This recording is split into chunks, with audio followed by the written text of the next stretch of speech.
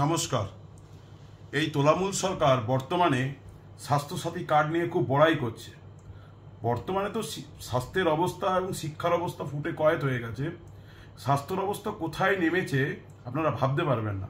এই যে কয়েকদিন আগে স্বাস্থ্যসাথী নিয়ে খুব বড়াই হচ্ছিল, আপনারা কি জানেন এই স্বাস্থ্যসাথীর মাধ্যম থেকে কত চিকিৎসা ব্যবস্থা এখন কিছুই আর নেই? নামেই স্বাস্থ্যসাথী। আপনি নিয়ে যান যে কোনো প্রাইভেট নার্সিংহোম বা হসপিটালে, ওরা দেখলে বলেই দেবে যে না না না বেড নেই, না না না বেড নেই। তাহলে ভাবুন কোথায় যাবে গ্রামের এই অসহায় মানুষগুলো। যারা স্বাস্থ্যসাথী নিয়ে বড়াই করে তাদের এই বড়াই করার মাথায় মানায় না।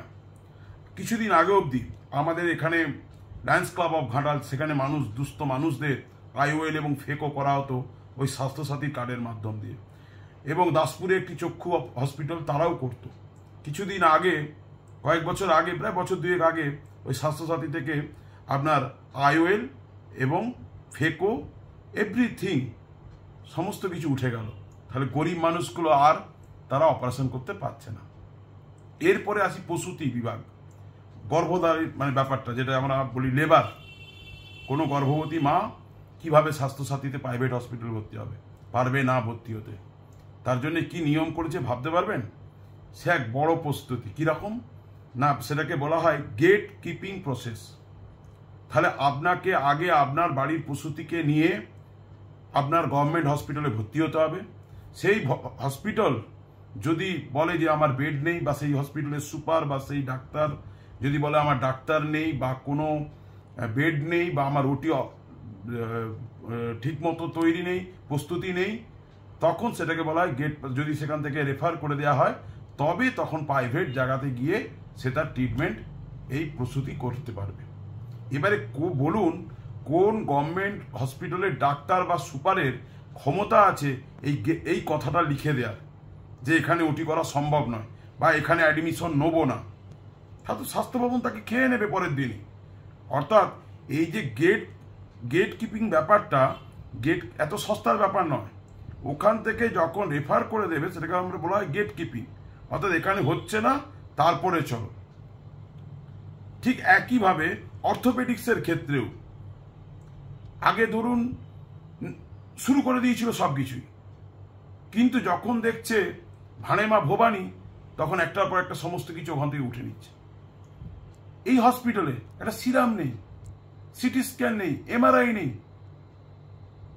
আপনি ভাবতে পারেন আজকে দীর্ঘ 50 বছরের হসপিটাল সিদ্ধার্থ শঙ্কর রায়ের হসপিটাল, সেখানে আজকে এইখানে বিগত এমপি 10 বছরে কিচ্ছু করতে পারেনি। একটা ঢপের ঢপ একটা বিল্ডিং করে ফেলেছে, ফাঁপা বক্স।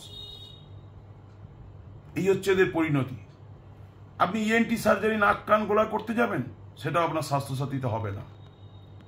স্বাস্থ্যসাথীতে হবে না। যদিও কিছু হয় সেখানে আবার অনেক ক্যাটাগরি ভাগ আছে, এ বি সি ডি।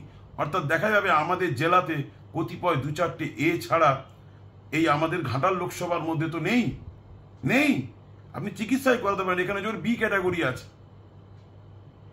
এই ক্যাটাগরির আপনি কোনো হসপিটালই পাবেন না ঘাটাল লোকসভার মধ্যে। তাহলে আপনি এই ট্রিটমেন্টগুলো পাবেন কোথায়? যে ন্যূনতম এখন স্বাস্থ্যসাথীতে 2%, 5% অর্থোপেডিক্সের ফেসিলিটি আপনি পাচ্ছেন, সেটুকু আপনি পাবেন না। এবার আসি নাক কান গলারও আপনি পাবেন না। তারও যে 1%, 2% আপনি হয়তো যে সুযোগগুলো এ ক্যাটাগরি হলে হতো, সেগুলো এখানে আপনি পাবেন না। তাহলে সেগুলোও কি হচ্ছে, কোনো চিকিৎসা পাচ্ছে না স্বাস্থ্যসাথীর কার্ড থেকে। তাহলে কার্ডটার কি লাভ হচ্ছে? এবারে আসি মেডিসিন বিভাগে। যে কোনো রোগের প্রথম স্টেজ হচ্ছে আমরা মেডিসিন এমডির কাছে হাজির হই।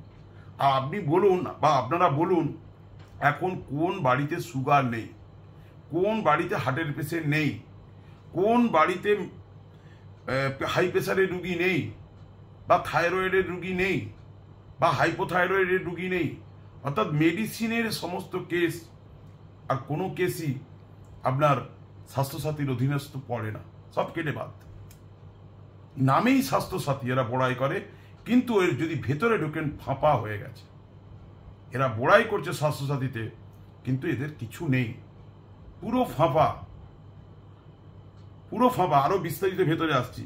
এরপরে যাচ্ছি আমরা যে জিনিসগুলো, আমরা যে এরিয়া ঘাটাল লোকসভার মধ্যে থাকি, এই এরিয়ার প্রায় 70% মানুষ ফিস্টুলা পাইলস এই রোগের মধ্যে ভোগে।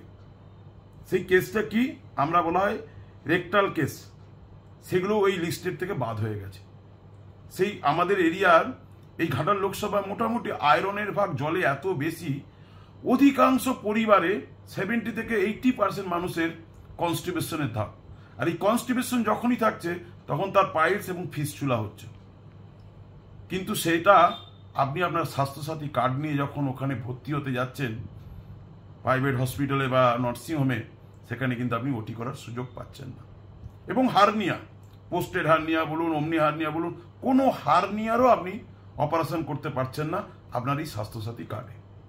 তাহলে এই ফেক ধারী স্বাস্থ্যসাথী কার্ড, নামই স্বাস্থ্যসাথী কার্ড, এর যদি ভেতরে আপনি পুঙ্খানুপুঙ্খভাবে ঢোকেন, আজকে তো আমি দীর্ঘ 30 বছর এই মেডিকেল লাইনে আছি, কিছু বন্ধু বান্ধবরা আমার নার্সিংহোমের মালিক বা হসপিটালের মালিক, তাদের সাথে একান্তে যখন বসে গল্প করি, তাদের কাছ থেকে যখন জানতে পারি এই ভেতরের খবরগুলো, ভাঁড়ে মা ভবানী, সামনে বড় হাঁড়ি দেখতে পাচ্ছেন, ভেতরটা ফাঁফা, কিচ্ছু নেই। এবং আরও একটা খুব ইম্পর্টেন্ট কথা, ধরুন আমাদের এই যে এরিয়া, এই এরিয়ার প্রায় লক্ষাধিক ছেলে বাইরে থাকে, তারা কিন্তু সেই বাইরের স্টেটে গিয়ে এই স্বাস্থ্যসাথীর বেনিফিট পাচ্ছে না। আপনি এখান থেকে ভেলোরে যান, ওখানে গিয়ে আপনি এই স্বাস্থ্যসাথীর কোনো বেনিফিট পাবেন না, পাবেন না। এখানে পিজিতে বড় বড় এমএলএ এমপিদের কুকুরের ডায়ালিসিস হয়, মানুষরা বেডের জায়গা পায় না। বুঝতে পারছেন? এই হচ্ছে আমাদের এই রাজ্যের স্বাস্থ্য ব্যবস্থা।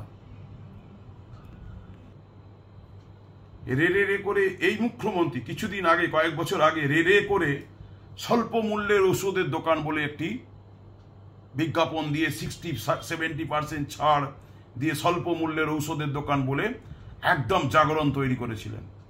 আজকে দেখুন সেখানে কুকুর চড়ছে, মানুষ আর ওঠে না ওই ওষুধ দোকানগুলোয়।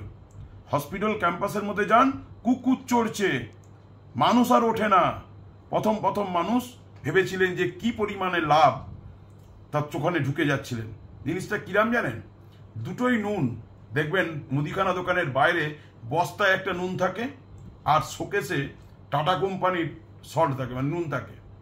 সেই বস্তার নুনে কুকুরও মুতে দিয়ে চলে যায় রাতে, সেটাও বিক্রি হয়। আর থাকে যে টাটার ঝরঝরে নুনটা থাকে, সেটাও বিক্রি হয়। অর্থাৎ এর যে কোয়ালিটি, যে মানের ওষুধগুলো তৈরি হয়ে আসছিল কোম্পানির সাথে গট আপ করে, এই যে এত পার্সেন্ট, 60%, 70% লেস দিয়ে, আচ্ছা সেই মালের গুণগত মান এমন ছিল, মানুষ খাওয়ার কয়েক ঘন্টা পরেই সেগুলো বমি করে তুলত। আমার নিজের জানা, আমার পরিচিত এক তৃণমূল নেতা ক্যালোরিথ্রোমাইসিন, তাকে এক ডাক্তারবাবু ইএনটি লিখেছিলেন, ক্যালোরিথ্রোমাইসিন খাওয়ার পর তার এমন ভমিটিং হলো, সে এসে আমার দোকানে বলছে, বাবা, দাদা, ভাই, আমার ওষুধটা চেঞ্জ করে কি কোম্পানির ভালো ওষুধ আছে দিন তো। তখন সেই ভদ্রলোককেই আমরা জিএসকে কোম্পানির ক্যালোরি বিট দিলাম, একই দাম। ওখানে 70% লেস করার পর যে দাম হচ্ছে, আর ক্যালোরি বিট এমআরপিতে সেই দামে আপনি পাচ্ছেন। কারণ কি, ওরা কোম্পানি থেকে রেটটাকে আগে বাড়িয়ে দিচ্ছে, দেওয়ার পর আপনাকে 70% বা 60% লেস করছে। ওদের সাথে কি বলুন তো, কোম্পানির সাথে ম্যানুফ্যাকচারিং ইউনিটের সাথে ওদের টাই আপ হয়ে থাকছে যে আপনি দামটা এত পার্সেন্ট বাড়িয়ে দেবেন।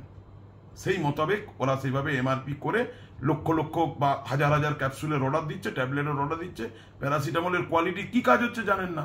আপনার কাজ কি হবে না, হবে 2%, 10%, 12%, 20% কাজ হবে। যে ওটা ভালো ওষুধ, আপনি একটা জেনোসিন খেলে, ওফ্লক্সাসিন জেনোসিন যে খেলে আপনার যেটা 5 দিনের মধ্যে সেরে যাবে, ওদের ওফ্লক্সাসিন যখন আপনি জেনেরিকটা খাবেন, আপনার 15 দিনে সেই জ্বরটা সারবে বা টাইফয়েডটা সারবে। Basic the difference. তো সেইখানে মানুষ কি হলো, ওদের যখন ভুলটা ভেঙে গেল, তখন আর আজকে যান ঘাটাল হসপিটালের ভেতরে ঢুকুন, দেখবেন ওই দোকানে কুকুর চড়ছে আর পাবলিক যায় না। অর্থাৎ মানুষ কিছুদিনের জন্য ভুল বুঝেছিল, মানুষের যখন ধ্যান ভঙ্গ হলো, মানুষ তখন বড় বড় ব্র্যান্ডেড কোম্পানির যে ওষুধ সেগুলোই কিনতে শুরু করেছে। এইবারে আসি আমাদের ঘাটালের ক্যান্ডিডেট, যে বর্তমানের তলামূলের 10 বছরের যে এমপি দীপক অধিকারী কি করলেন। ঘাটালে আজ অব্দি একটা সিটি স্ক্যান মেশিন বসাতে পারলেন না।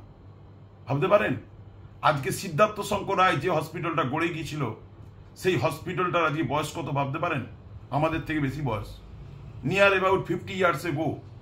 50 বছরের উপর হবে এই হসপিটালের বয়স।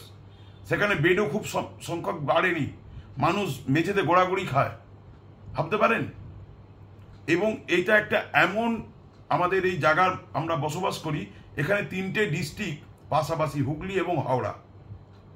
হুগলি থেকেও বহু মানুষ আরামবাগে যেতে পারে না, তারা ঘাটালে পরিষেবা নেওয়ার জন্য আসে। আবার ভাটোরা অর্থাৎ হাওড়া জেলা, ওখানকার বহু মানুষ গোপীগঞ্জ হয়ে ঘাটালে ডাক্তার দেখাতে আসে এবং পরিষেবা নিতে আসে। তার জন্য এই এরিয়া, আমাদের যে রুগীর চাপ, সেই তুলনায় আমাদের হসপিটালের কোনো ডেভেলপমেন্ট নেই। এই এমপি একটা সিটি স্ক্যান বসায়নি, একটা এমআরআই বসায়নি, কোনো ডেভেলপমেন্ট নেই। একটা ডায়ালিসিস সেন্টারগুলো ঠিক মতো চলছে না। একটা যে অর্থোপেডিক সার্জারি করতে গেলে তার তো স্বাস্থ্যসাথীতে 90% অ্যাপ্রুভই হয় না। সেই একই কথা, যদি আপনার ওই কেসটা করতে হবে কি, ওদেরকে লিখে দিতে হবে। এবার কার ক্ষমতা আছে ভাবুন, কার ক্ষমতা আছে, কোন ডাক্তারের বা কোন সুপারের ক্ষমতা আছে যে সেই কথাটা লিখে দেবে, যেখানে হবে না। যদিও যায় কোনো হসপিটাল, যদি কোনো হসপিটালে গিয়ে ওই অর্থোপেডিক্সের হাত ভাঙা, পা ভাঙা, ওই অ্যাক্সিডেন্টালি কেস ভর্তি হয়, সেটা সঙ্গে সঙ্গে আবার থানাকে ইনফর্ম করতে হবে, এমন একটা প্রোটোকল করেছে। থানাই জানে না তাদেরকে কি নোট দিতে হবে। থানাকে জানাতে হবে যে এই কেস অ্যাক্সিডেন্ট হয়েছে, এর এই জায়গায় এক জায়গায় ফ্র্যাকচার হয়েছে, তারপরে তার সার্জারি হবে বা সেই কেস আপনি অ্যাকসেপ্ট করতে পারবেন। কারণ থানা যদি ওখানে আবার ওই ফর্মে ফিল আপ না করলে আপনি সেই পেশেন্টটাকেও অ্যাডমিশন করতে পারবেন না। পরিশেষে বলি, এই পরিবর্তন যদি আনতে হয়, এই লোকসভার ক্যান্ডিডেট দীপক অধিকারীকে যদি আপনার ছুঁড়ে ফেলে দেন, আপনার স্বাস্থ্য, শিক্ষা তো জলে গেছে, এই স্বাস্থ্য আরো অধঃপতনে যাবে।